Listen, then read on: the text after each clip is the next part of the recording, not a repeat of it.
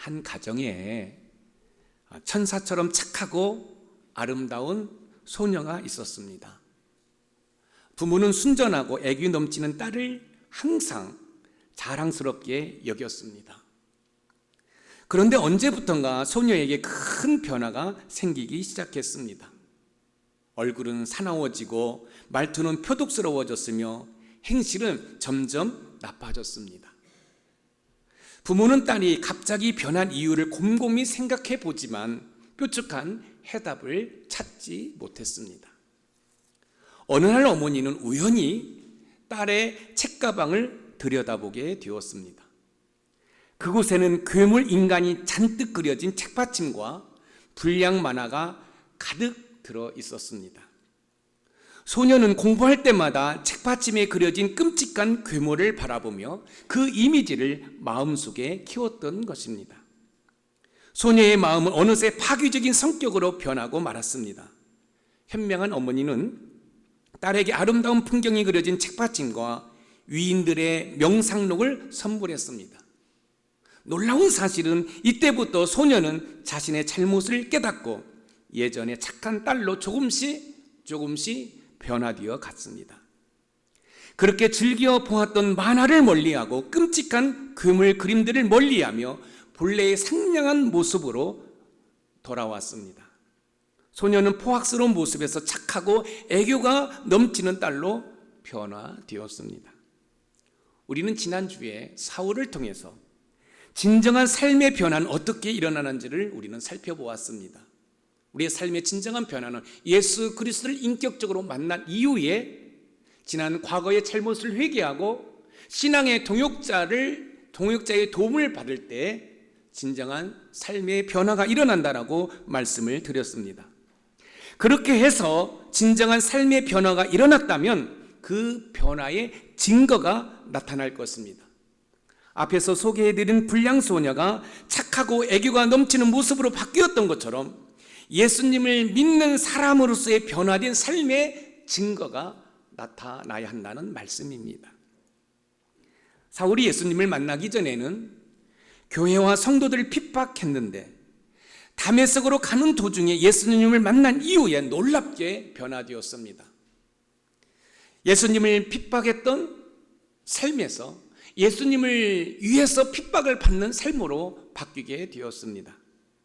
그럼 빛 가운데 오신 예수님을 인격적으로 만난 후 변화된 삶의 증거는 무엇일까요?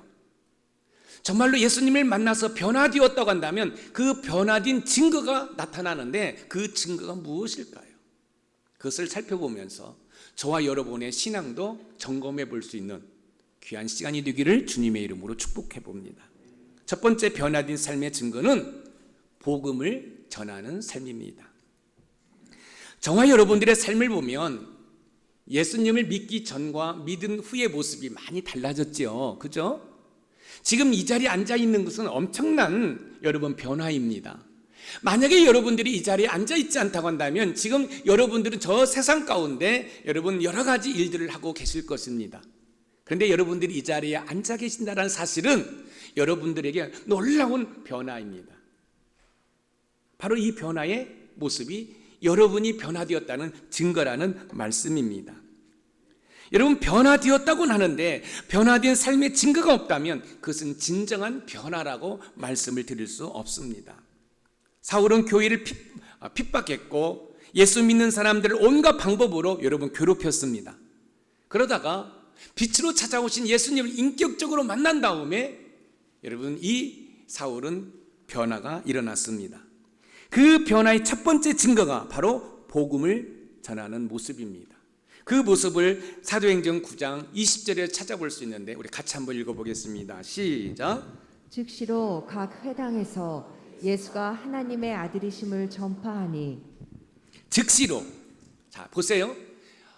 지금 사울은 대제사장으로부터 저 다메섹이라는 도시에 예수 믿는 사람들을 잡아다가 예루살렘 감옥에 갇히게 하기 위해서 여러분 증명서를 가지고 다메섹 도시로 향하는 가운데 예수님을 인격적으로 만납니다. 예수님을 인격적으로 만난 다음에 그가 여러분 3일 동안 금식하면서 철저히 회개를 하죠. 이 부분도 잠시 후에 말씀을 드릴 거예요. 이렇게 변화된 이후에 즉시로 회당에 가서 예수 그리스도가 하나님의 아들이라는 사실, 그러니까 복음을 전했다는 사실입니다. 변화된 삶의 증거가 복음을 전하는 것이라는 것입니다. 우리의 모습은 어떤가요? 119 관계전도는 여러분이 변화된 삶의 증거를 보여줄 수 있는 좋은 기회예요. 왜냐하면 여러분 예수 그리스도를 인격적으로 만나서 변화된 증거가 뭐냐면 복음을 증거하는 일인데, 119 관계전도는 이 변화된 모습을 증거할 수 있는 좋은 본보기가 된다는 말씀입니다. 얼마 전만 해도 예수님을 핍박했던 사울이 이제는 예수님을 전하기 시작합니다. 어떻게 그럴 수 있을까요? 그것은 예수님을 만난 경험적 사실이 있기 때문에 그렇습니다. 사람은 자기가 경험한 경험적 사실의 영향을 받을 수밖에 없습니다. 예수님을 핍박하고 교회를 파괴했던 사울이 변하여 복음을 전하는 자가 될 수 있었던 것은 뭐냐면 예수님을 인격적으로 만난 경험적 사실이 있었기 때문에 그렇습니다. 사울이 예수님을 인격적으로 만납니다. 그리고 3일 동안 아무것도 먹지도 않고 마시지도 않고 금식을 하며 철저히 회개를 합니다. 3일이 지난 이후에 이제 아나니아의 도움을 받아서 이제 이 눈이 벗겨진 다음에 이제 이 사울이 즉시로 회당에 가서 예수님이 하나님의 아들이라는 이 사실을 증거하기 시작합니다. 여러분 그렇습니다. 여러분들이 예수님을 통해서 변화되었다고 한다면 그 변화된 증거가 나타나야 되는데 그 증거가 복음을 전하는 것이라는 사실입니다. 여러분의 삶을 한번 점검해 보십시오. 여러분의 삶을 한번 점검해 보세요. 여러분들은 다 예수님을 영접하고 구원의 확신을 가지고 믿음 생활 하시는 분이잖아요. 그렇다고 한다면 여러분들의 삶 가운데 여러분이 해야 할 일이 무엇입니까? 여러분의 삶의 우선순위가 무엇입니까? 그것은 복음을 전하는 것입니다. 사울이 전하는 이야기와 행동은 사울을 아는 사람들이나 사울과 함께 교회를 핍박했던 사람들에게는 적지 않은 충격으로 다가왔습니다. 그 단적인 예로 사람들이 놀라기 시작합니다. 오늘 본문 사도행전 9장 21절을 한번 읽어보겠습니다. 시작. 듣는 사람이 다 놀라 말하되 이 사람이 예루살렘에서 이 이름을 부르는 사람을 멸하려던 자가 아니냐. 여기 온 것도 그들을 결박하여 대제사장들에게 끌어가고자 함이 아니냐 하더라. 여러분 사울과 함께 교회를 파괴시키고 예수 믿는 사람을 핍박했던 그들이 기대한 것이 있어요. 그것은 뭐냐면 이 사울이 저 다메섹으로 가서 예수 믿는 사람을 잡아올 것이라는 기대를 가지고 있는 거예요.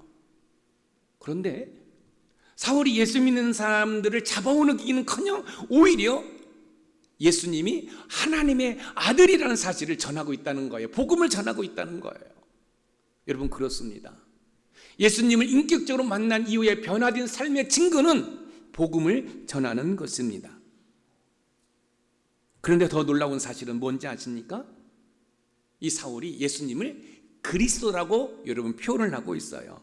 오늘 보면 사도행전 9장 22절에 한번 읽어봅니다. 시작.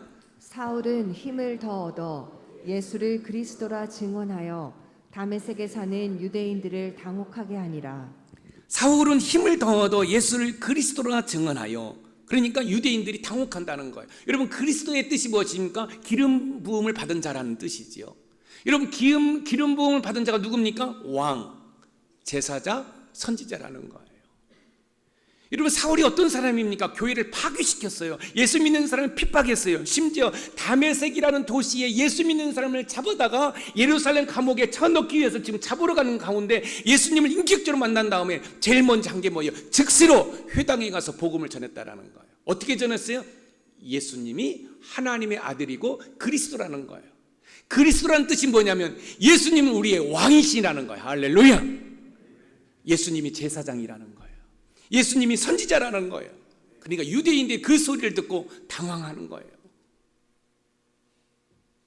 저는 우리 높은 산 샘물교회 모든 성도들이 여러분의 발걸음이 옮겨있는 곳에서 복음을 전할 때 여러분 저 세상 사람들이 당황하는 일이 일어나기를 소망합니다.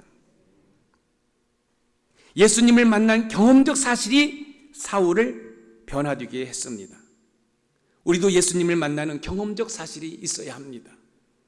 말씀 자체를 믿는 믿음도 중요하지만 체험적 신앙도 믿음을 굳건히 하기 위해 필요하다는 말씀입니다.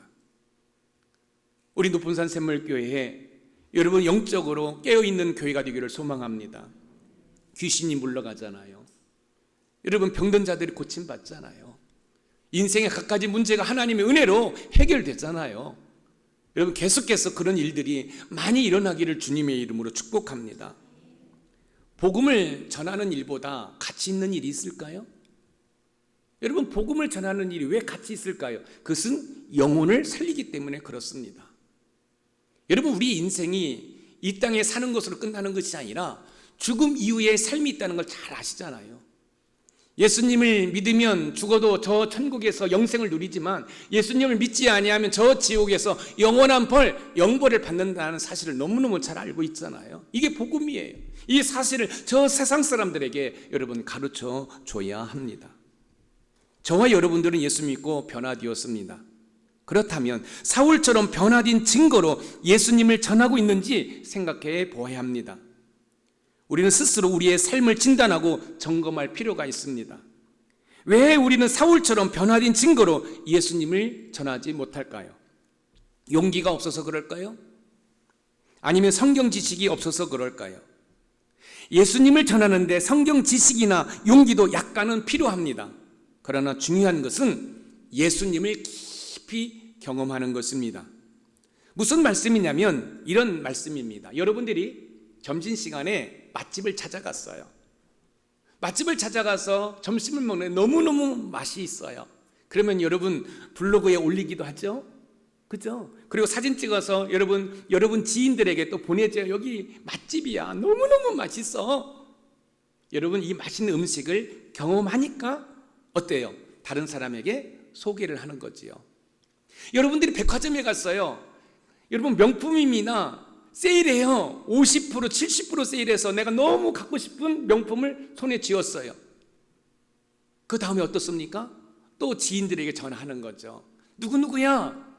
여기 무슨 백화점인데 네가 갖고 싶은 거 지금 70% 세일하는 거야.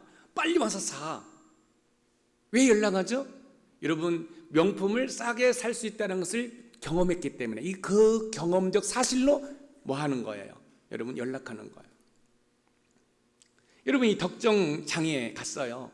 그런데 콩나물이 너무너무 여러분 신선하고 싼 거예요. 그럼 어떻게 목원들한테 전화하는 거예요? 지금 덕정장이 세워졌는데 콩나물이 싸면서도 신선하다. 빨리 와서 사라. 왜 연락하죠? 콩나물을 경험한 경험적 사실을 가지고 연락을 하는 거예요. 여러분들이 복음을 전하기 위해서 여러분들이 꼭 기억할 것은 성경 지식도 필요하고 용기도 필요하지만 그것보다는 여러분들이 예수님을 깊이 경험하셔야 돼요. 내가 외로울 때 나에게 살며시 다가와서 나를 위로해 주신 그 주님을, 내가 용기를 잃어버리고 삶을 포기할 수밖에 없는 그런 상황 가운데 나에게 찾아와서 나를 격려해 주시고 사랑하는 아들아, 사랑하는 딸아, 내가 있잖아, 괜찮아, 이렇게 위로해 주셨던 그런 경험적 사실이 있을 때 우리는 복음을 전할 수 있는 것이에요. 제가 언젠가 말씀을 드렸잖아요. 제가 금강불화제의 개척에서 때론 전기담요를 돌돌 말고 거기서 자면서 기도했을 때 정말로 말할 수 없는 눈물이 수도꼭지를 틀어놓은 것처럼 흘릴 때 눈만 감으면 하얀 뭐가 보여요. 눈만 뜨면 아무것도 없어요. 다시 또 눈을 뜨면 아무것도 없는데 눈을 감으면 또 하얀 보여요. 자세히 살펴봅니다. 예수님의 세마포의 끝자락에 보이는 거예요. 주님이 찾아오신 거예요. 그리고 어깨를 토닥거리면서 사랑하는 아들아, 내가 있잖아. 제가 목회를 하면서 때로는 힘들고 어려울 때에도 견딜 수 있고 믿음으로 승리할 수 있었던 것은 저를 찾아오셔서 위로해 주셨던 그 예수님, 경험적 사실이 있었기 때문에 오늘 이 자리에서 여러분에게 설교를 하고 있는 것이에요. 사랑하는 성도 여러분, 여러분들이 변화된 증거로 복음을 전하기 위한다면 예수님을 깊이 경험하는 은혜가 있기를 주님의 이름으로 축원드립니다. 우리가 예수님을 전하지 못하는 것은 예수님을 깊이 만나본 경험이 없거나 예수님을 믿는 것이 얼마나 행복하고 값진 것이라는 사실을 모르기 때문에 복음을 전하지 못하는 거예요. 예수 믿고 구원받은 성도로서 변화된 삶의 증거는 예수님을 전하는 삶입니다. 복음을 전하는 것입니다. 예수 믿고 변화된 증거로 복음을 전하는 저와 여러분들이 되기를 주님의 이름으로 축원드립니다. 두 번째 변화된 삶의 증거는 핍박을 극복하는 삶입니다. 사울은 빛 가운데 오신 예수님을 만나 변화된 삶의 증거로 여러 회당을 돌아다니면서 예수님이 하나님의 아들이라는 사실을 전할 때 핍박이 민물처럼 여러분 몰려오기 시작합니다. 심지어 사울을 죽이고자 공모까지 합니다. 그 사실을 오늘 본문 사도행전 9장 23절에서 25절에서 확인할 수 있는데 우리가 같이 읽어봅니다. 시작. 여러 날이 지남에 유대인들이 사울 죽이기를 공모하더니 그 계교가 사울에게 알려지니라. 그들이 그를 죽이려고 밤낮으로 성문까지 지키거늘 그의 제자들이 밤에 사울을 광주리에 담아 성벽에서 달아내리니라. 그들이 그를 죽이려고 밤낮으로 성문까지 지키거늘 과거 사울과 함께 교회를 핍박했던 사람들이 사울의 회심에 분개하여 사울을 죽이려고 공모를 하고 밤낮으로 성문까지 지키고 있습니다. 하지만 하나님께서는 제자를 통해서 사울을 광주리에 담아 성벽에서 달아내 피신하도록 합니다. 사울의 모습을 상상해 보시기 바랍니다. 교회를 파괴하며 예수님을 핍박했던 사람, 이제는 예수님 때문에 생명의 위협을 당하고 있습니다. 옛날 동료들의 눈을 피해 도망치는 신세가 되었습니다. 여러분, 여기서 우리는 의문점이 생기잖아요. 여러분, 사울이 나쁜 짓 한 거 아니잖아요. 하나님을 전하고 있잖아요. 복음을 전하고 있잖아요. 그런데 왜 핍박이 오죠? 여러분들은 지금 모르지만 우리의 믿음의 선조들은 예수 믿는다는 것 때문에 순교도 당하고요. 심지어 여러분 집에서 쫓겨나기도 했고요. 여러분 교회 다닌다고 머리까지도 다 여러분 머리까지가 아니라 머리카락도 다 잘림을 당했어요. 여러분 적어도 하나님을 믿는 우리가 복음을 전하는 일이라면 우리 하나님께서 순풍에 돛을 다는 것처럼 순수하게 복음을 전할 수 있도록 그렇게 은혜를 주시면 안 될까요?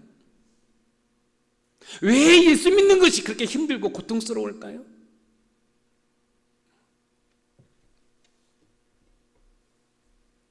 복음을 전할 때 핍박이 따라온다면 누가 복음을 전하겠습니까? 그럴 때 이런 고난과 핍박 가운데 여러분들이 꼭 기억할 말씀이 있습니다. 제가 종종 말씀드리죠. No cross, no crown. 고난이 없이는 영광의 면류관이 없다는 사실을 여러분이 기억하셔야 돼요. 사울은 예수님을 전한다는 이유로 핍박을 받습니다. 심지어 생명의 위협을 받고 있지만 하지만 사울은 물러서거나 포기하지 않습니다. 예수 믿고 변화된 삶의 증거는 예수님 때문에 핍박을 받지만 그 핍박에 주저앉는 것이 아니라 오히려 그 핍박을 극복하고 복음을 전한다는 사실입니다. 교회 일을 하다 보면 때로는 억울하고 마음 아픈 일을 겪을 때가 있습니다. 목장을 이끌어갈 때도 마찬가지입니다. 목원들이 엉뚱한 소리를 하고 이런저런 이유로 협조하지 않을 수도 있습니다. 그러나 작은 나무라 할지라도 모진 풍파 속에서 뿌리를 계속해서 내릴 때 큰 거목이 된다는 사실을 기억하시기 바랍니다. 예수님 믿고 복음을 전하는 삶은 남들이 가기 싫어하는 좁은 길을 가는 것과 같습니다. 그러나 그 길은 멸망의 길이 아니라 생명의 길인 것을 여러분들이 기억하시기 바랍니다. 마태복음 7장 13절에서 14절 말씀을 읽어봅니다. 시작. 좁은 문으로 들어가라. 멸망으로 인도하는 문은 크고 그 길이 넓어 그리로 들어가는 자가 많고 생명으로 인도하는 문은 좁고 길이 협착하여 찾는 자가 적음이라. 생명으로 인도하는 문은 좁고 길이 협착하여 찾는 자가 적음이라. 예수님을 믿고 복음을 전한다는 이유로 온갖 핍박을 당할 수 있습니다. 그러나 중요한 사실은 주님을 위해 핍박을 받는 것은 아무나 여러분 당하지 않습니다. 여러분 하나님의 은혜 가운데 살아가는 사람들이 핍박을 받는 거예요.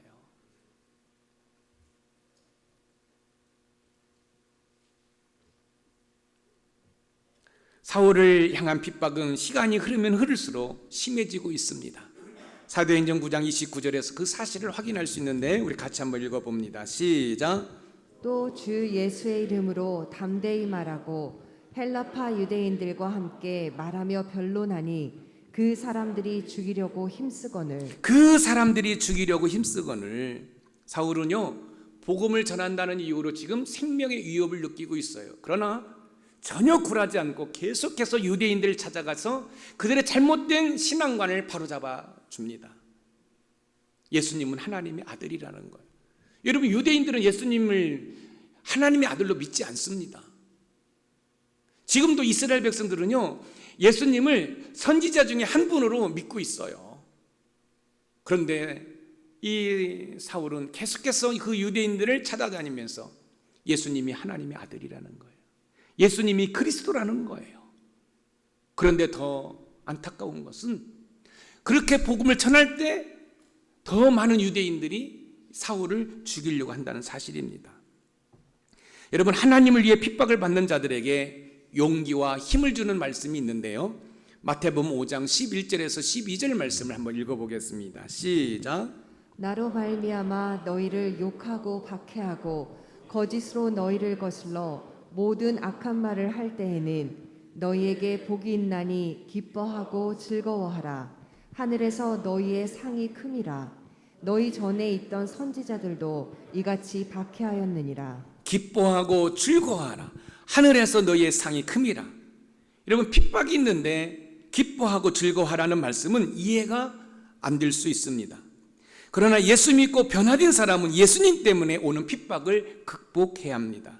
조금 핍박이 있다고 낙심하거나 하나님의 일을 포기한다면 하나님의 상을 받을 수 없습니다. 사울은 핍박을 잘 극복함으로 변화된 삶의 증거를 우리들에게 보여주고 있습니다. 여러분, 제가 예수님을 중3 때 믿었습니다. 그 전에 한 1, 2년 정도 저희 어머니가 먼저 교회를 다니셨어요. 그리고 저희 아버지는 교회를 안 다니셨습니다.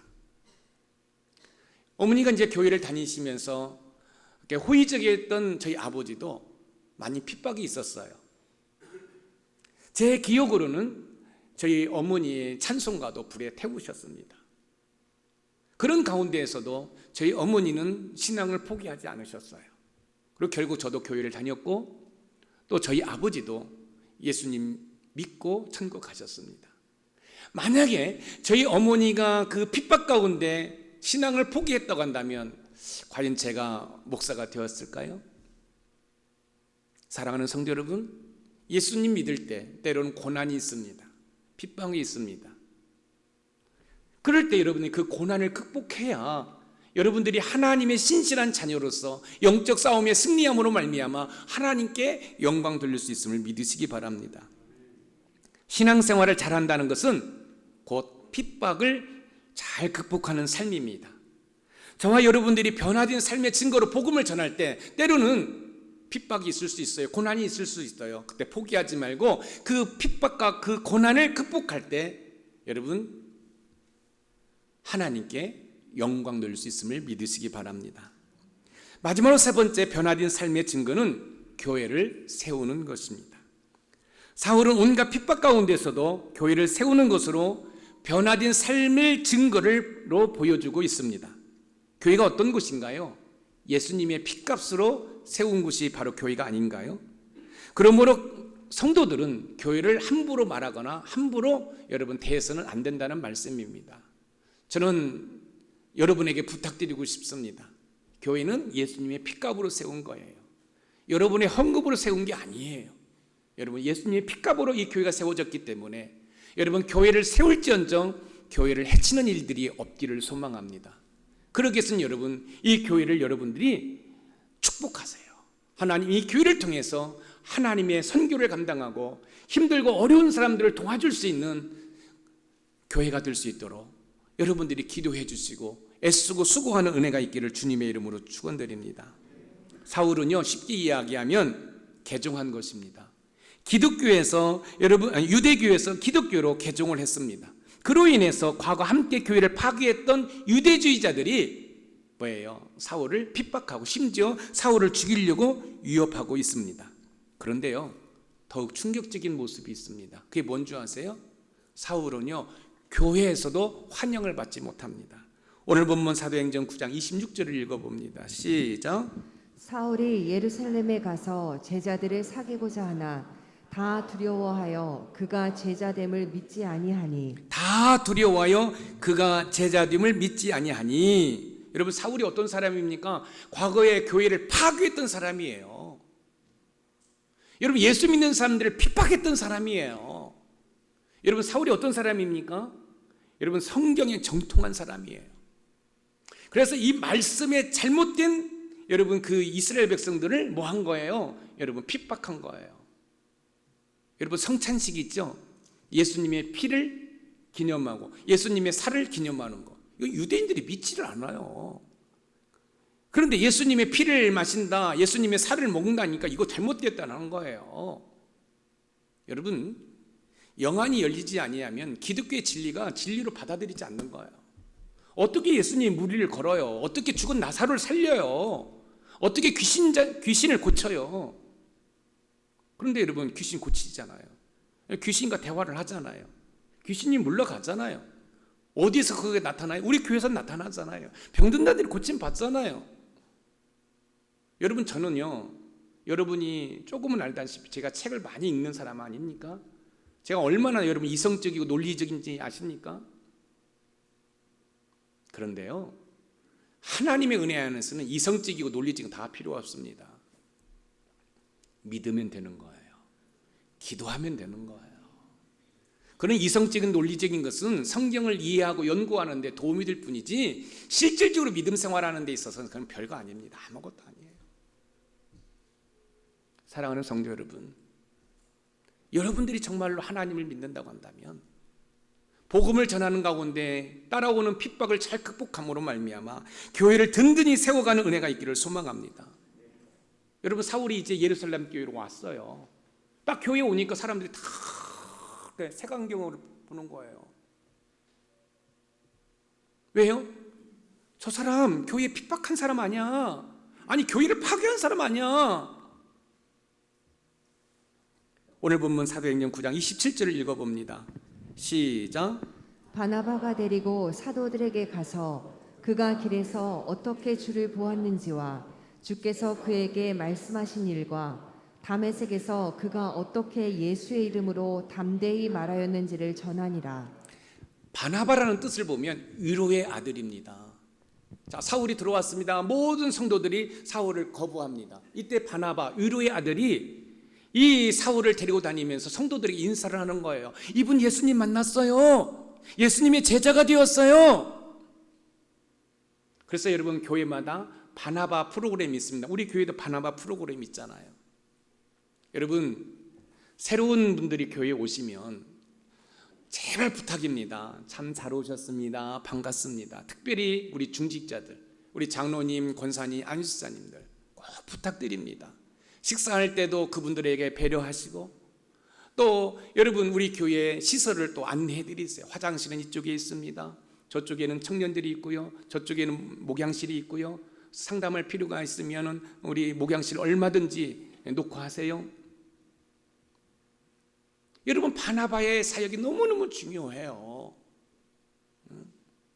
이 식사할 때도 가족끼리 식사하지 말고 여러분 목원들끼리 식사하고, 가족은 집에서 하시고,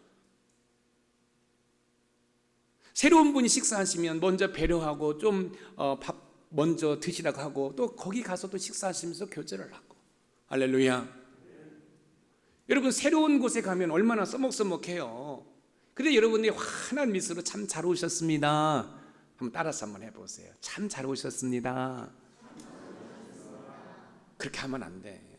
여러분, 저 고급 백화점의 점원이라고 생각하고 한번 해보세요. VIP가 오신 걸로 생각하고 한번 시작. 참 잘 오셨습니다. 여러분, 그거 아십니까? 고급 레스토랑은요, 여러분 그 종사자들이 주문을 받을 때 여러분 서서 받지 않습니다. 무릎을 꿇고. 왜요? 그 고객이 고개를 들고 주문하면 불편하다는 거죠. 그러니까 뭐예요? 무릎을 꿇고 여러분 편하게 주문하시라는 거죠. 여러분, 우리 중직자들은 그런 은혜가 있기를 소망합니다.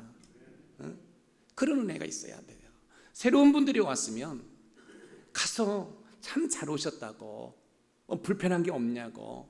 뭘 안내해 드릴까요?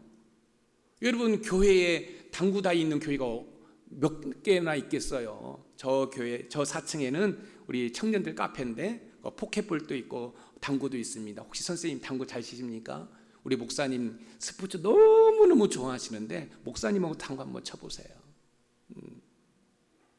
여러분, 그렇게 친절하게 대할 때 그런 분들이 뭐예요? 교회에 정착하게 되는 것이에요. 사랑하는 성도 여러분, 교회는 세상에서 상처받고 찢긴 영혼들이 와서 위로받고 새 힘을 얻는 곳이 교회여야 합니다. 그러기 위해서는 기존의 성도들이 바나바와 같은 헌신을 해야 됩니다. 이때 교회는 든든히 세워져 가는 거지요. 오늘 본문 사도행전 9장 31절을 읽어봅니다. 시작. 그리하여 온 유대와 갈릴리와 사마리아 교회가 평안하여 든든히 서가고 주를 경외함과 성령의 위로로 진행하여 수가 더 많아지니라. 교회가 편안하여 든든히 서가고,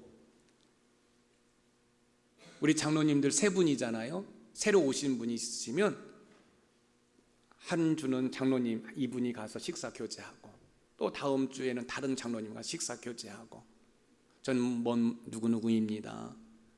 참 잘 오셨습니다. 열심히 기도로 협력하겠습니다. 뭐 불편한 상황이 있으면 말씀해 주십시오. 그렇게 하는 은혜가 있기를 소망합니다.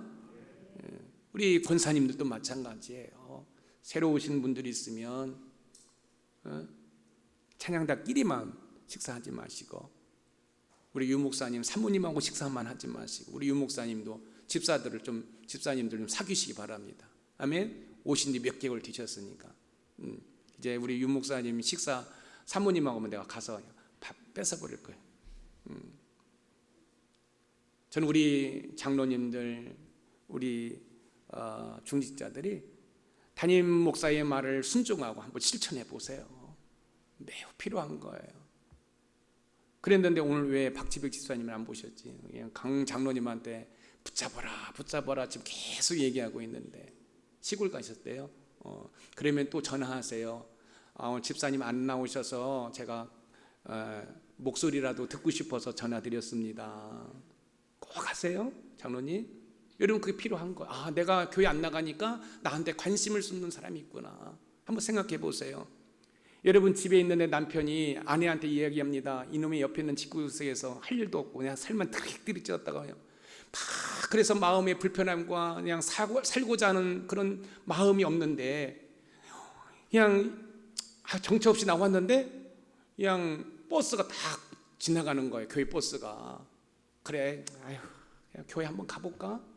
그래서 그냥 투덜대면서 교회 버스 딱 탔어요. 버스 내리자마자 홍길성 권사님이 어서 오세요. 조은성 권사님도 어서 오세요. 오는데 계속해서 어서 오세요, 반갑습니다 하는 거예요. 그냥 걸칠 거 없어서 그냥 머플러 하나 딱 걸쳐 왔는데, 또 안내 쓰시는 분이 이야, 센스 있게 머플러를 하셨네요.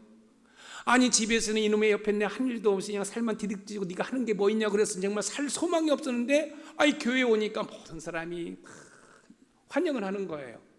그러면은요, 목사가 설교를 못해도요 은혜 받습니다. 할렐루야. 아멘 안 하시네. 칭찬에 인색해서 그러는 거예요. 칭찬에 인색해서. 사랑하는 성도 여러분, 제가 어제 결혼식에 갔습니다. 제가 섬겼던 교회 장로님 아들이 결혼을 해서요. 그런데 이제 식사를 하고 이제 저희 노회장님하고 같이 이제 식사를 하고 이제 나오면서 아는 얼굴들이 있어서 그냥 인사를 했습니다. 뭐 우리 장로님들도 열심히 저한테 인사하죠. 인사하고 나서 이제 제가 물을 먹고 나오는데, 그 가운데 저를 반갑게 맞이했던 그 부부 집사님 가운데 여집사님이 문 앞에서 딱 기다리고 있는 거예요. 그리고 봉투 하나를 저한테 건네주면서 목사님 사모님하고 커피 사드세요. 근데 그게 한두 번이 아니에요. 꼭 결혼식장에서 만나면 꼭 저한테 금일봉시 이렇게 저한테 주어요. 그 이유가 뭔지 아세요? 목사님, 우리 남편이 살아있는 순간이 은혜고, 그래서 저는 우리 목사님을 잊을 수가 없습니다. 무슨 얘기냐면, 제가 부목사한테 교구를 맡았는데 그 남편 집사님 축구하다가 여러분 이 췌장이 이게 끊어져 버렸어요. 병원에 입원했는데 의사가 가망이 없다는 거예요. 준비하라는 거예요. 준비하라는 거예요. 여러분, 제가 교구 목사입니다. 제가 아침 저녁으로 신방을 갑니다. 열 몇 가정씩 신방하고 저녁 때 가려면 너무너무 피곤하고 졸리니까 여러분, 이 갓길에 차를 주차를 하고 그러면서 제가 몇 주를 다녔어요. 집사님한테 이야기합니다. 집사님, 용기를 잃지 마세요. 세상에 의학과 의술이 포기했다 할지라도 만군의 여호와 하나님이 역사하시면 살아납니다. 그리고 그 환자에게 제가 그렇게 기도를 하는 거예요. 의사는 포기하라고. 살아났을까요? 안 살아났을까요? 살아났죠. 담임 목사한테 보고합니다. 목사님, 2차 저차에서 이렇게 했으니 병원비를 좀 지원했으면 좋겠습니다. 그런데 그 교회가 그런 일례가 없어요. 병원비 좀 지원해 주셨으면 고맙겠습니다. 그 말이 떨어지자마자 지랄하고 있네.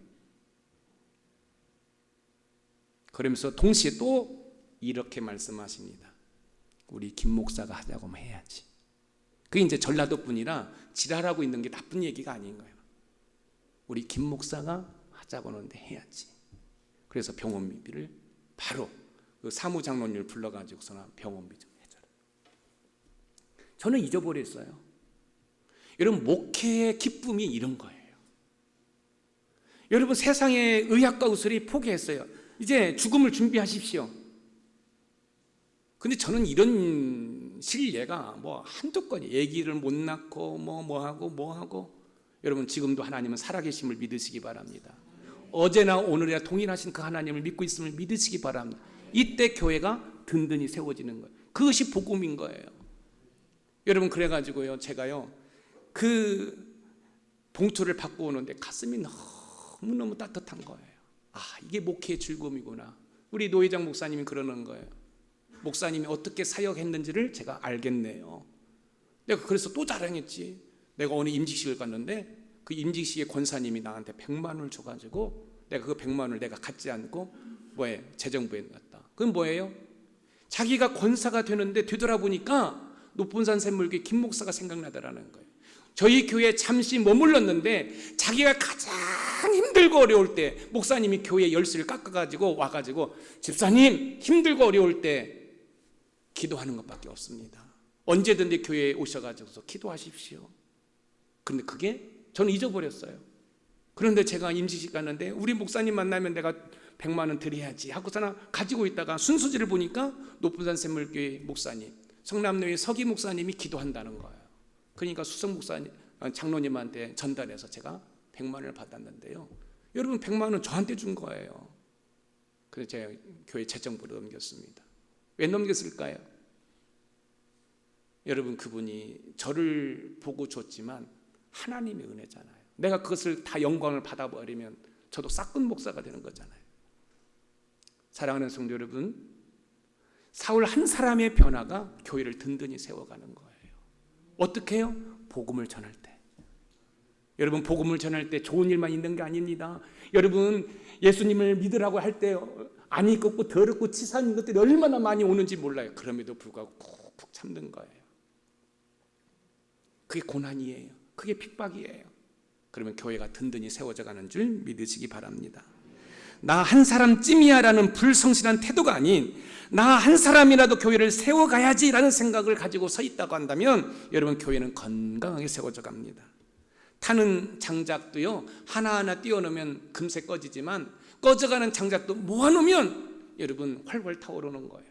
삼위일체 하나님은 공동체 하나님입니다. 공동체 하나님은 공동체를 좋아해요.